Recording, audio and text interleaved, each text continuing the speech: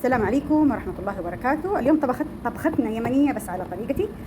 طبعا بقول معلومة عن اللحمة. شوفوا اللحمة كيف ما شاء الله، حطيتها في خل وشوية كربونة. حتى لو كانت اللحمة كبيرة تستوي معاك بسرعة، غير انه لونها ما شاء الله تبارك الله يفتح. انا حطيت هنا توم.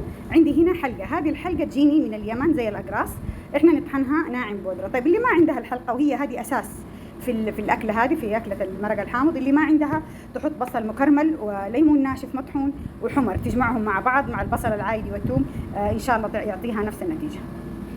طبعا هنا في الخلاط حطيت طماطم وبصل وحزمة كزبرة كاملة، وأحط طبعا الحلقة هذه أحط منها تقريبا 4-5 ملاعق، وأطحنها وأروح أحطها على اللحمة. ويا ريت تكون من الليل، لو كانت من الليل أفضل. في الصباح أرميها في قدر الضغط بدون ما أضيف ولا أي نقطة موية، وأضغطها في قدر الضغط. التوابل اللي احتاجها، هذا كمون وكزبرة، وهذا فلفل اسود فقط لا غير. واحط الخليط اللي طحناه.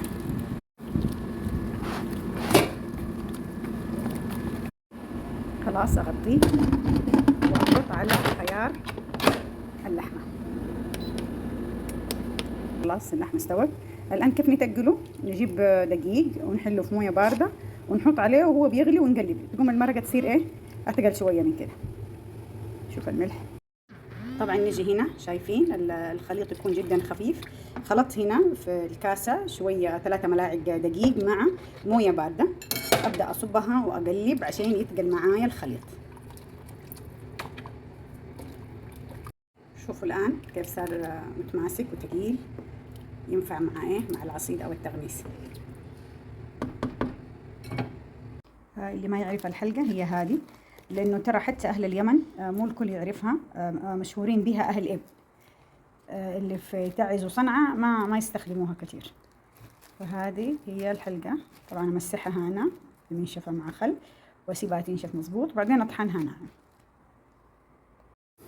السلام عليكم ورحمة الله وبركاته. قدر العصيد الآلي شايفينه، أنا قبل كده نزلت لكم طريقة يعني شرحت فيه كيف نستخدمه وكيف نعمله.